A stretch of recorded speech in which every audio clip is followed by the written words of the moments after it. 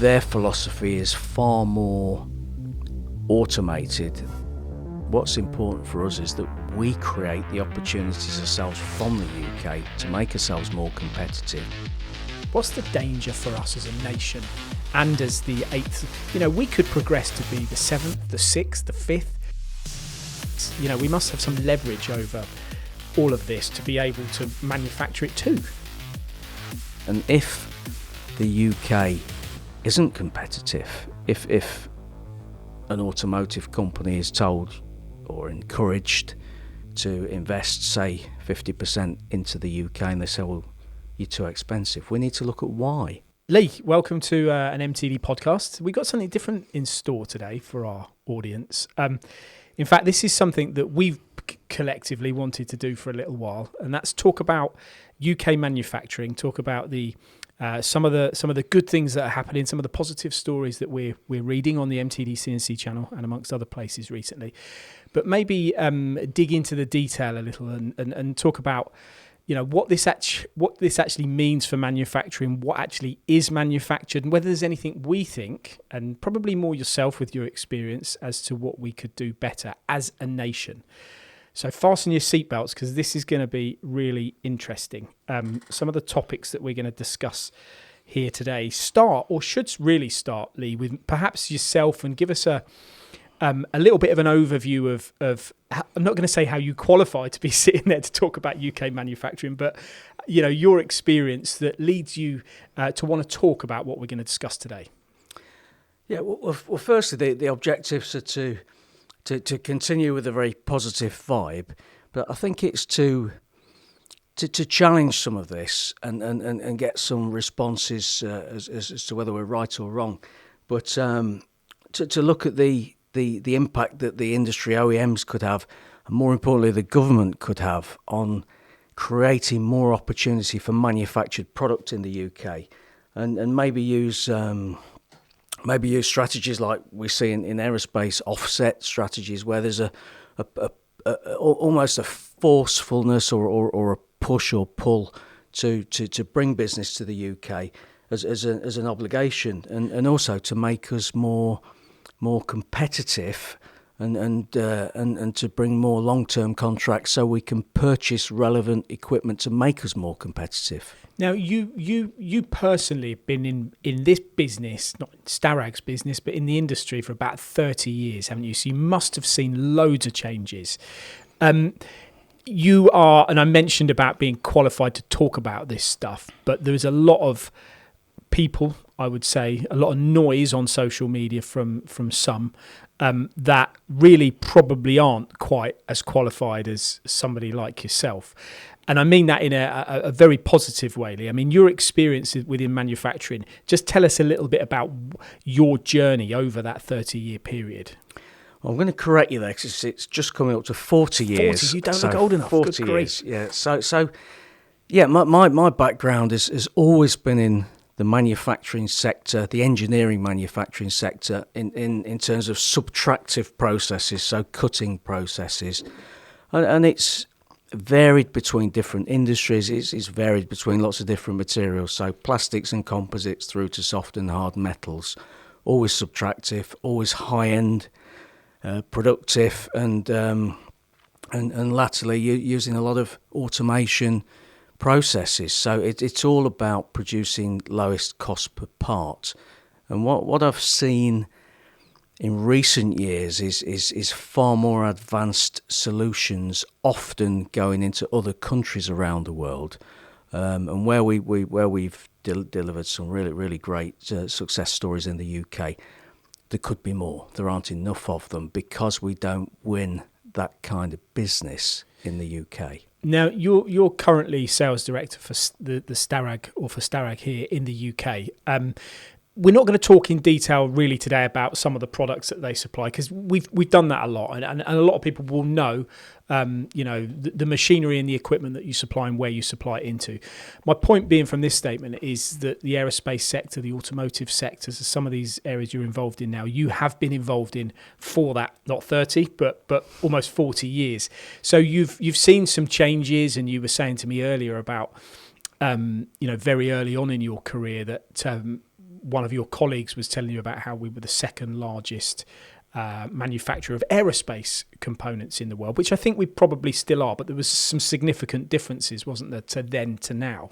Well, I think if I go back to my younger days, if you like, even when I was in manufacturing, I was also out visiting companies on behalf of that manufacturer. Since then, I've been in a selling capacity for probably almost 3 decades. And I've visited lots and lots of companies around the UK. And if you go back 30 years, there was a supplier of components to the aerospace and automotive and other industries on every industrial estate. Lots and lots of very high-end small companies. You don't see that so much these days. You tend to see larger groups where companies have come together, if you like. Being the supply chain, and far fewer of them today. So a lot of the work I used to see 20, 30 years ago went offshore. Some of it's back, but a lot of it's still offshore. Well, let's explore that, because this is the points for discussion today, and we're going to start with almost outlining where we are as a nation within manufacturing, because we'll put this graph over the screen, in fact. For people to see that are watching it. And if you're not watching it and you're listening, we'll obviously talk through it. But at the end of 2023, the manufacturing sector accounted for 9.3% of total UK economic output. Now, when we look at that number is, would you say that that's good? That's not so good, could be better? And how is that broken down in your mind? Well, I think it's great, but it could be better, of course. So there's 32 million people working in the UK, and there's 15% in the engineering sector. And these are the kind of great news story stats that we see. There's around 2.6 million in manufacturing jobs within that sector. But that sector encompasses, when we talk about manufacturing, we're talking about mining, electricity, waste management, oil and gas, all sorts of different divisions within that overall sector. And we're working in an even more niche part, precision machining, within that sector. So it's great news. It's a good percentage of the overall wealth, if you like. But it's not as good as, if I compare, like Germany, for example, 26.6% of their gross value added is manufacturing. That's over a quarter of their output. That's significantly higher than here, isn't it? That's a big difference. It's a big difference, and this is where I was kind of alluding to when I said, 30 years ago there was a good machine shop on every street corner, and now there isn't. They've managed to maintain that over there, as have lots of other regions, whereas we've let that precision engineering manufacturing sector slip away. So we're very good at assembling things, but we're buying a lot of product in from offshore that could be made onshore. I've got a figure here as well. In 2022, we talk about manufacturing, and I mentioned the figure of 224 billion, but 6.8 billion is precision engineering. So it just shows how big, and you mentioned a few of the areas of manufacturing that we're not involved in, but it just shows what makes up that number is a lot of different kind of, call them sectors, call them industries, whatever you choose to. It does. So when we say we're doing extremely well in manufacturing, yes, we are, but it's coming from different parts of manufacturing. If we look specifically at our subsector within manufacturing, which, as you said, precision machining, it's a very small part of that. And there's an interesting graph here. It's the one I mentioned about how the graph below, or the graph we put on the screen, is taken from a web page that shows the manufacturing output at the end of 2023 at the same level as 2008, albeit the landscape has risen and fallen 15% during this time, with the biggest fluctuations in 2021. So what we're seeing here is kind of lots of ups and downs, but a maintained level of output almost. I was quite surprised when I saw this graph when we started looking into this, and I expected to see, as you would see if you were looking at stocks and shares, a a landscape, but a rising landscape, if you like. This has remained, it's remained horizontal since 2007. So, yeah, this is an indicator that we've got some great success stories, but really we haven't grown since 2008. And this is, it's important to state that these figures are actually coming from the UK Parliament website, so these are clearly, you'd like to think are they are legitimate numbers. But so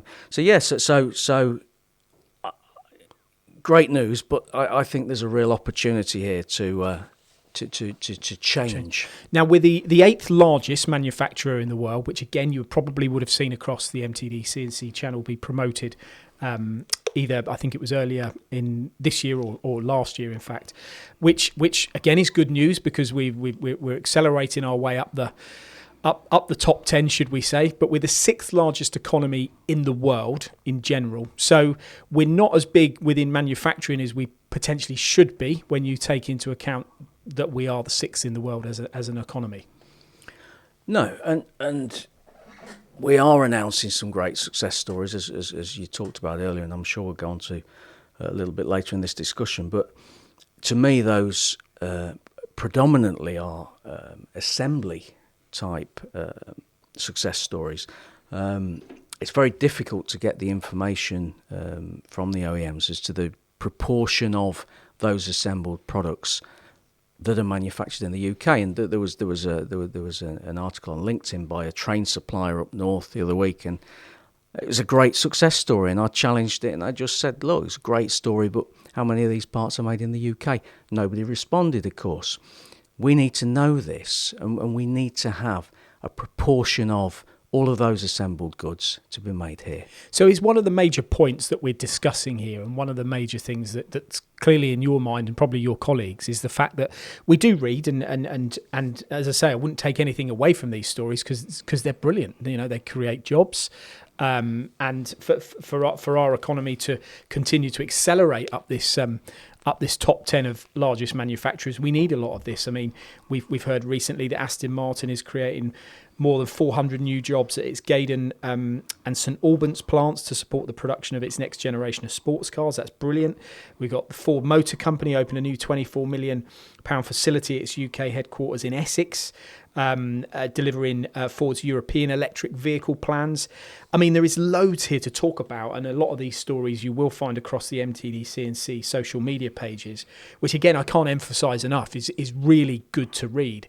But what I'm taking from this conversation is we're trying to understand within all this how much of this or these, call them projects, how much of these parts are actually machined and made here, and if not, why, and if not, how can they be? Well, I'll give you a couple of examples that aren't automotive. If you look at the energy sector, one of the big successes in the energy sector, and one of the big drivers that the government are pushing to this net zero objective is wind energy. So I fly a lot, you fly a lot, and we as we fly over the east coast, all you see on a clear day is wind farms in the sea. We have a company in China. Starrag has a company in China that manufactures components for the wind industry to support the Chinese market, and they've just installed their 100th large machine for that industry, making components for their region. In the UK, we make nothing for this region. We make the big blades, which is a fantastic success story for the northeast, and they make the blades, they put them on a ship, they sail them out, and they assemble them. Of course they would. Where else would you make them? But the bearings, the hubs, the drive systems, the gearboxes where there's gearboxes or direct drive systems, all of those components and sub-assemblies are made elsewhere and they're shipped in. So the first thing we did at Hinkley Point when we built the... And where are they? Where are these parts? Where are the parts made? They're made in Europe. Right. They're made in. And is there any reason we couldn't do them here? No, not at all. So my point on this is if the UK is purchasing this value and this quantity of product, then the UK should be manufacturing a share of that product, and that has to be driven from top down. So wind energy, whether it's nuclear. There's a whole new nuclear industry opportunity ahead of us, especially with small modular reactors and the drive away from fossil fuels. The automotive industry is expanding rapidly, as you've just said. The aerospace is expanding rapidly as well. There are hundreds and hundreds of thousands of components, raw material, machine components, additive components that could be produced in the UK. So let's try and think of how, in your mind, there's clearly solutions to that, which would appear to be maybe simpler or quite simple to implement, wouldn't there? Well, I think it's... I mean, if we need these and we're buying these, we must have some leverage over all of this to be able to manufacture it too. We're fantastic engineers in the UK. We're very, very highly skilled. We're exceptional at developing processes and prototyping processes and making small batches of high value, high complexity components. What we don't appear to be very good at is winning the long-term production parts, if you like. So we get the business for the quick turnaround, low volume stuff. Some other region gets the 10-year, 20-year contract to produce the parts. 20, 30 years ago, we all said, oh, that's all right because it's going to a low-cost economy. It's the cost of labour. It's not. It's not that at all. It's the fact that they've invested in the right equipment to make those parts in volume at the right prices. And to me, we don't have sufficient emphasis from government and from the OEMs to ensure that business is made in the UK. I mean, what about something like, the aerospace sector as well? It was an 80 billion for here in the UK in 2022, which was considerably more than Germany and France. Now, that would say to me that we're clearly doing something right. But again, how would that be made up, do you think? Or what would that comprise of? Well, the aerospace is a fantastic sector for the UK, and we've got OEMs based here that are manufacturing large civil aerospace structures. The military is a big market. The aero engine is a big market. Again, there's lots of assembly here. There's some great manufacture of components here, but there isn't enough great manufacture of components here. And a lot of that business went offshore 20 years ago. Again, for the reasons I said earlier, that there was this driver for low cost.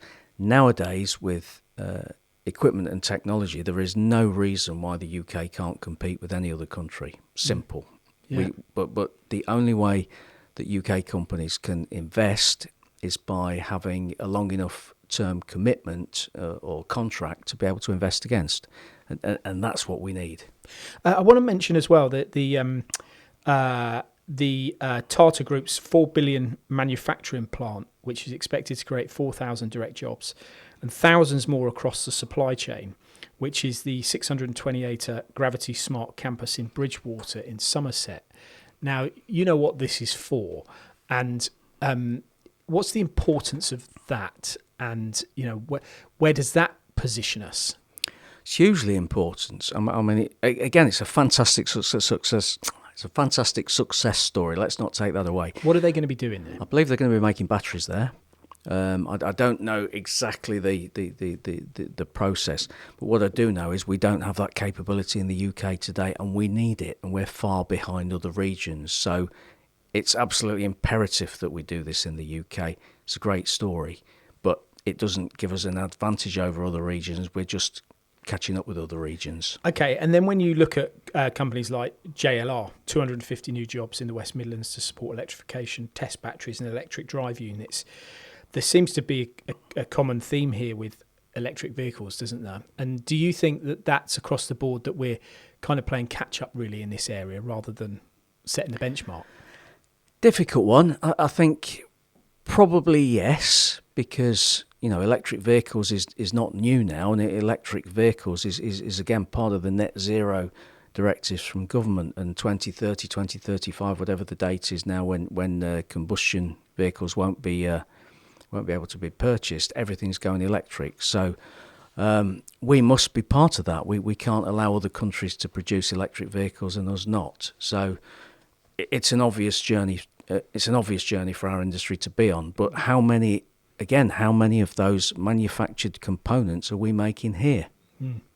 Well, that's a question as well for if you're listening or watching this. I mean, this is a debate in a sense, and we want other people to contribute because, we can read and hear so much, but there'll be other, I'm sure, more qualified people that are listening or watching to this that may be able to contribute and answer some of the questions that you were saying, Lee, because I agree. It's, how many of these components within these assemblies will actually be machined here? And how important is it for them to be machined here? I mean, for the OEM, it's not really important at all. As long as they're the right price and they're delivered and they're assembled, great, their job's done. What's important for us is that we create the opportunities ourselves from the UK to make ourselves more competitive. And what's the danger? What's the danger for us as a nation and as the eighth? We could progress to be the seventh, the sixth, the fifth, the largest manufacturer in the world. We would claim that that's brilliant news, and I'm sure it would be. I know we're very unlikely to get to those dizzy heights, but if we were to still not be making any of those components here, would that be a bad thing?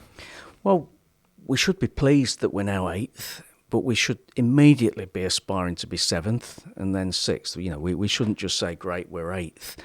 And I think we should look now at what can we do more of. What are we good at? What could we be better at?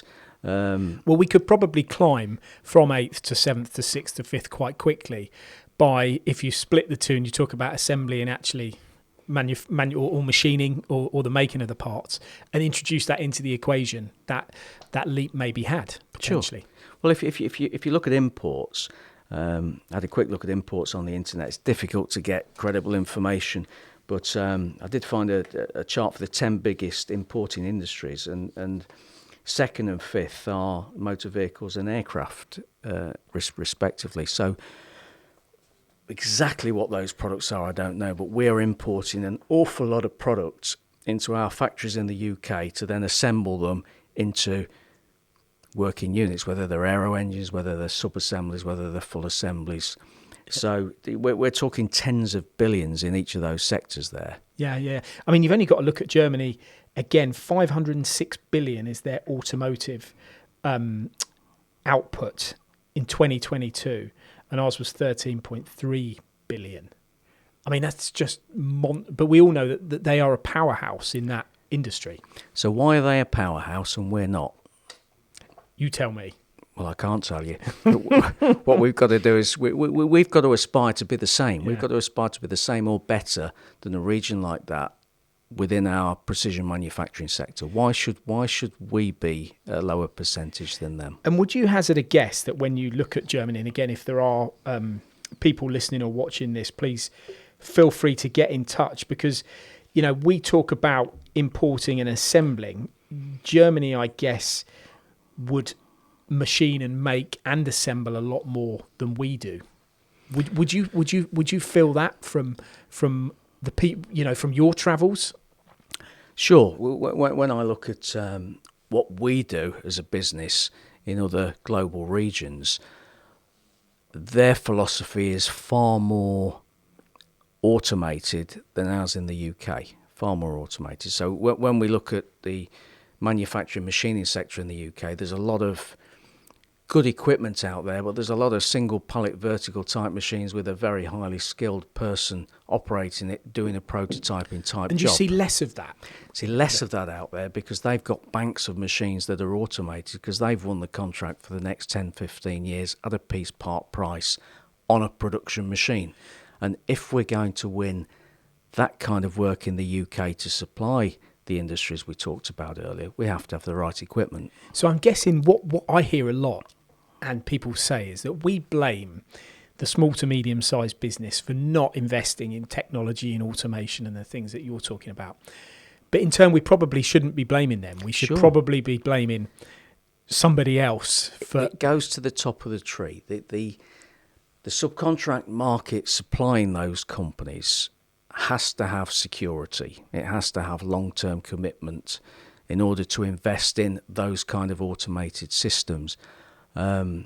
And because it doesn't, it has to go for a lower cost option, which is generally a lower productivity option, which is a higher piece part price. So if we're to be successful in that more volume market, then there has to be a change of strategy. So it's an excuse to say, well, actually, it's cheaper to get it made somewhere else. Yeah, I suppose it is an excuse. I mean, there is a directive now, and I really like this word, reshoring. So there's a reshoring UK organisation, which is a group of trade associations that are trying to help companies get accredited and come together with like-minded companies and cluster and win business. But this just helps them get in front of somebody. It doesn't actually help them win anything, and without the right equipment and without the right commitments, they won't win. In the first place. I'd say they're unlikely to win. Yeah, so it sounds like a great initiative, but the what's behind it ultimately isn't gonna solve the problem potentially. It's not. And I read an article this week on the internet. It was from the manufacturer, and it was. There's a paper coming out very shortly by the Cambridge University Innovation Policy, and they've really focused, the report for 2024 is focused on machinery and equipment. And this is written for professionals, academics and policymakers, with an emphasis on the policymakers. Now, policymakers are the people at the top of the tree in my eye. And this is a focus on competitiveness and productivity for the UK.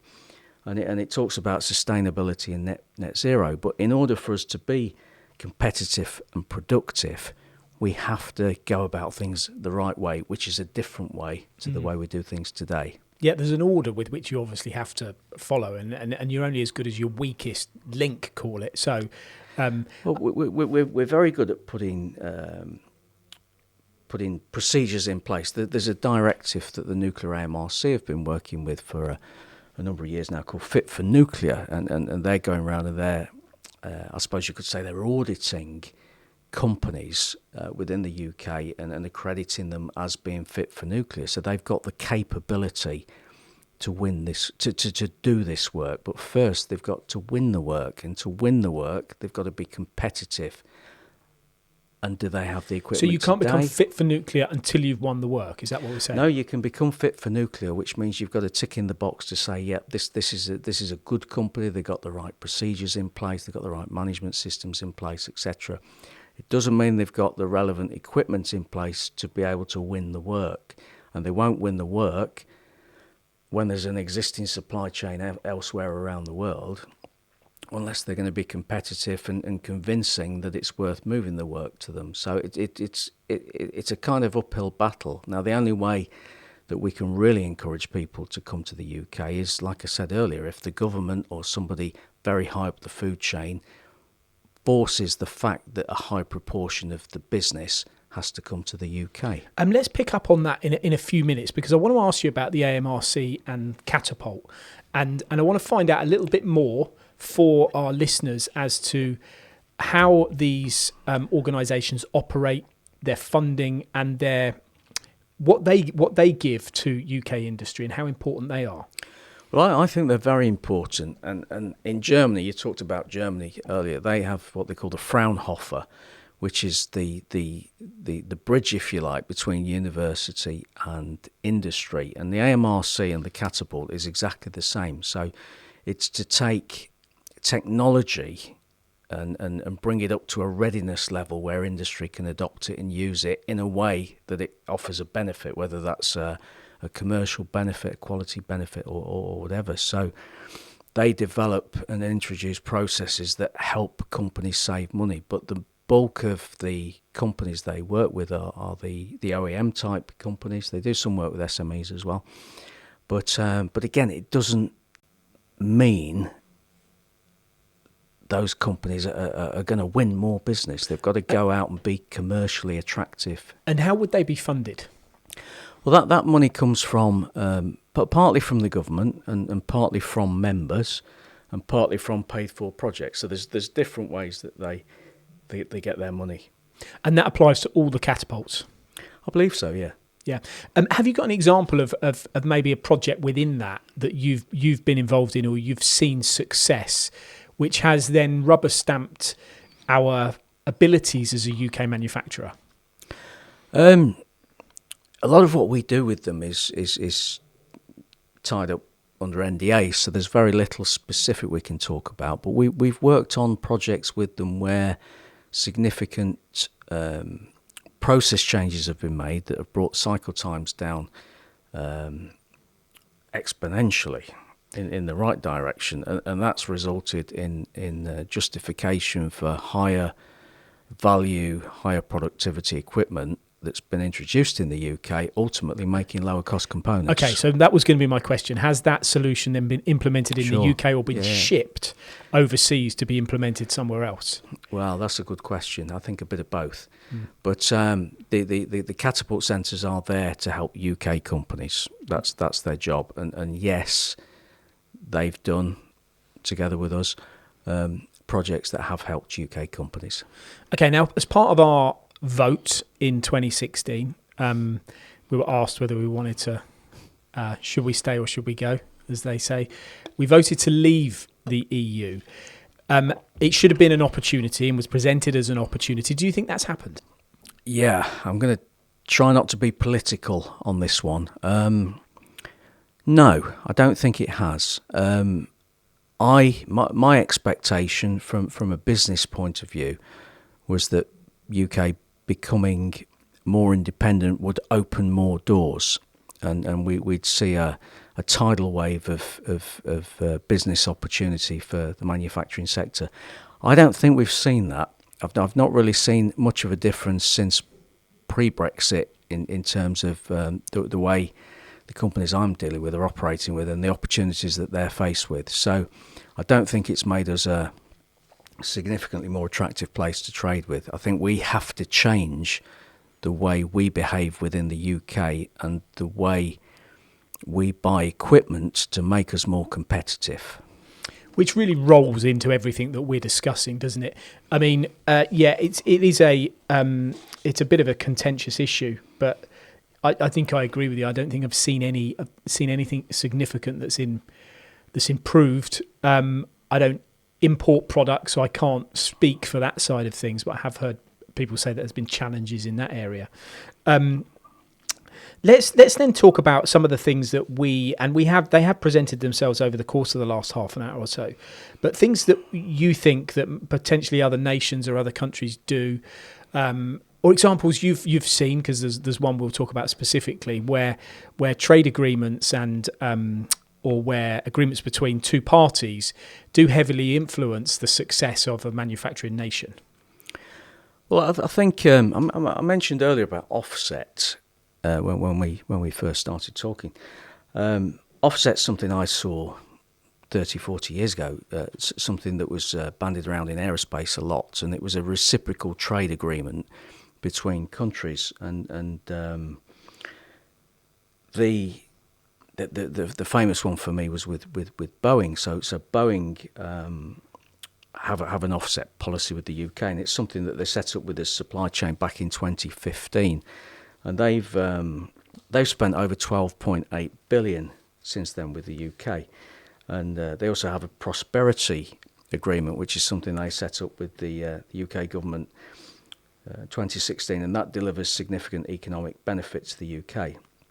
It's focused on supply chain export skills, sustainability, capability, and innovation.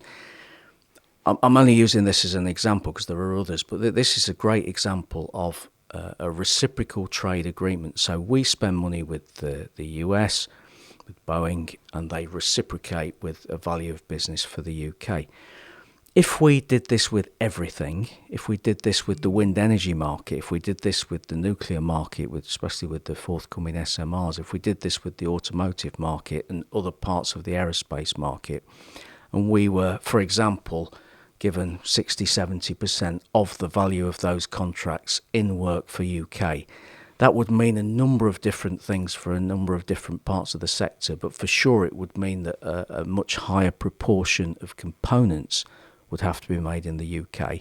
So that would mean the supply of raw material, So for the castings and the forging industry, and the raw material suppliers, it would mean a lot for the machining companies out there, the metrology companies out there. And those components then would be able to be delivered within a couple of hours from the component manufacturer into the assembly manufacturer, thus hitting the CO2 footprint targets that the government are now. I mean, how did we go about setting something up like that with Boeing? And why is that, or is it more readily used? I don't suppose it can be, because we probably wouldn't be having this conversation in such detail at the moment, or we probably wouldn't be talking about some of the things we're talking about if it was rolled out, like you said, across other partnerships. That must be quite a close alliance then. It must be, and I've no idea how this was set up. I just see this as a really exciting model that could be rolled out across lots of different sectors. I'm not in a position to influence this, that this has to come from government as a directive. Part of the industrial strategy ought to have this as a key topic, and with fixed targets and objectives. And if the UK isn't competitive, if an automotive company is told or encouraged to invest, say, 50% into the UK, and they say, well, you're too expensive, we need to look at why. And if it's because we have the wrong plant and equipment, what does it take to get the right plant and equipment? Over what time does that plant and equipment need to be paid off? And can those companies give long enough term commitments to enable investments to be made that give the relevant benefits to the UK, be commercially sensible, and there's a win-win for both sides? I always think, I did hear on my travels about how different countries implement systems and schemes like we're talking about, and one of which someone was telling me about Australia, albeit it's not a very big manufacturing nation. In fact, it's about 5% of their GDP in Australia, which is half of what ours is. But for a nation that really doesn't do a lot of, you wouldn't have thought does a lot of manufacturing, they have a scheme where there's some offset within the government that 40% of the parts have to be made in Australia, which of course encourages employment for people. It trains people up, doesn't it? And these are all the knock-on benefits of keeping the work here. It is. I mean, the UK is a key manufacturing nation, always has been.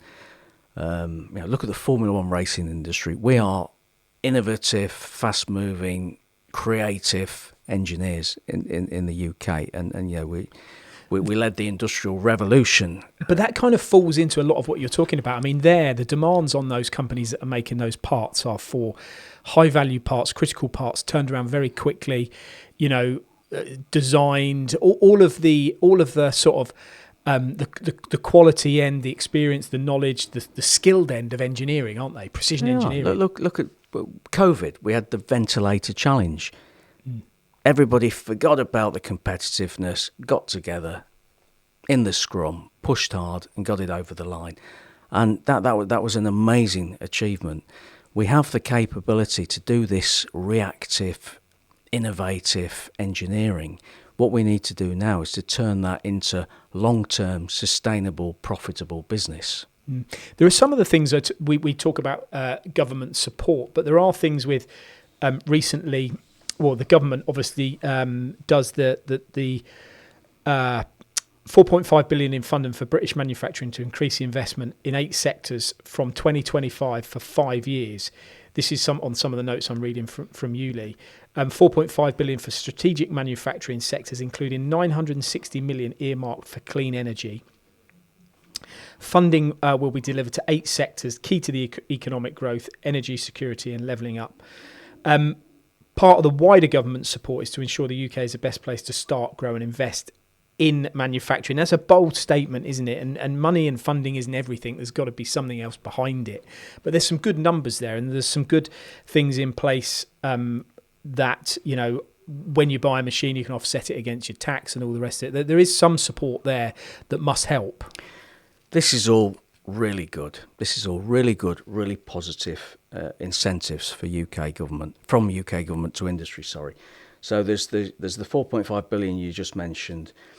There's the full expensing strategy that was rolled out last year, or an extension of rolled out last year for purchase of capital equipment that's now been rolled out into lease this year, where those values can be taken from the tax owed by the manufacturers to incentivise investments in plant and equipment. These are all fantastic, but, and again I hate to use the word but companies only need the equipment when they've won the contracts. They've got to be competitive to win the contracts. The contracts have got to be driven into the UK, or they'll be placed in other countries where they're placed today. You're only going to move something if there's an advantage or a reason to move it. So a reason to move it would be an offset type strategy, a reciprocal trade agreement. And another reason to use it is obviously the commercial gain. The commercial gain will only come if the supply chain is engaged with very closely by the OEMs to encourage it to hit those price targets and to invest in the relevant equipment that's going to enable them to hit it. And that will only happen if the government are pushing the business down the food chain. So I guess if I was to ask you the question, if you take two sides, if you take the numbers and the monetary aspect that we talk about there and the investment from the government, compared to them responding in a different manner and setting up some of these offset strategies like with Boeing that we talked about, which of those two do you think is more important and likely to lead to a better outcome? I think they're both as important as each other's. One kind of drives the other. I think the offset agreement's the critical first step to force the business opportunity into the UK. If the opportunity then shows that we're not competitive, we then need a mechanism in the UK to make us more competitive. So we're kind of in a vicious circle right now. So we'll only win contracts if we're competitive. We're not competitive because we've not invested in the right equipment because the previous contracts are too short. So we can't take the full advantage of the government incentives that are there to encourage the buying. So then we go and we buy a cheaper product because we've not got the long-term commitment, which means we're less competitive, which means we're either going to lose it or we're going to make it at a lower margin. However, if the government secured the business for the UK or the business opportunity in the first place, and then the OEMs worked with the supply chain to encourage them to be more competitive and to invest in equipment to make them more competitive, then it's a win-win. And this could be done at the flick of a switch. It seems to me that we simplify it and we make it sound simple, but it doesn't sound that complicated to do. It sounds like it needs someone with care and attention and the want to make this happen, really, in my mind. Well, I hope if anybody's listened to this discussion and if they agree or disagree, then they'll make contact. And the more people that are behind this, there are associations out there that will work with us to push this forwards and to engage with government. If government listens and sees this as an opportunity, then maybe something will happen.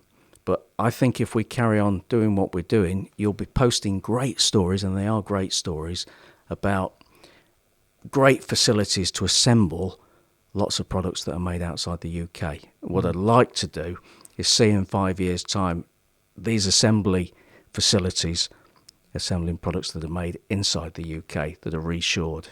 And that is a brilliant way to end this podcast, Lee. It's been a really, hopefully, engaging listen and watch for our viewers. And if there are those out there that feel strongly about this industry like we do, please do get in contact with us. Please do comment and tell us your thoughts. I mean, are we right or are we wrong in what we're saying? I would really be encouraged to hear from others as to what their opinions are, as to certainly some of the points Lee touches on about things being assembled here and a lot of it not being made. Is that right? And how can we improve it over and above the possible solutions that Lee has mentioned? Thank you very much for joining me today, Lee. It's been very engaging and uplifting to talk about some of the good things in manufacturing, but let's just hope some of these aspects do get solved as well. Yeah, thank you. Thank you. Thank you for listening to this episode of the MTDCNC podcast, sponsored by Langley Alloys, specialists in a wide range of exotic materials for any application for all your engineering needs.